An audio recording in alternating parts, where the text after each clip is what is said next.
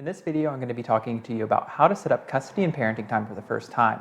As a family law attorney, this is one of the new cases that I file the most, and I can walk you through the process. So about me, my name's Nathan Vining. I'm a family law attorney in Indiana, and I represent individuals in family law cases throughout the state.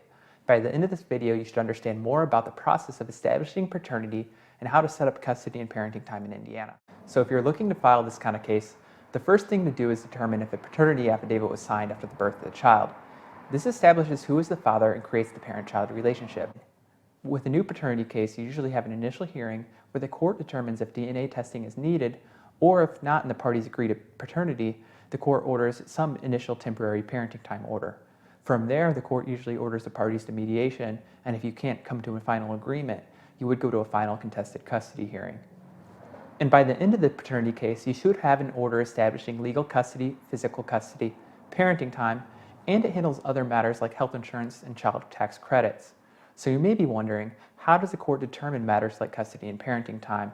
And a full explanation of that topic's in another video, but it really comes down to the best interest of the child.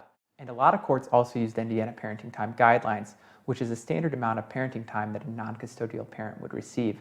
And a person could get more or less than the guideline parenting time depending on their situation. So a good starting point for anyone going into a paternity case is to sit down and read through the parenting time guidelines. There are also benefits to both the mother and father for starting a paternity case, and those include creating a predictable parenting time schedule, helping avoid conflict because you have a plan in place for all the child-related matters, and it gives each parent their own uninterrupted parenting time with the child.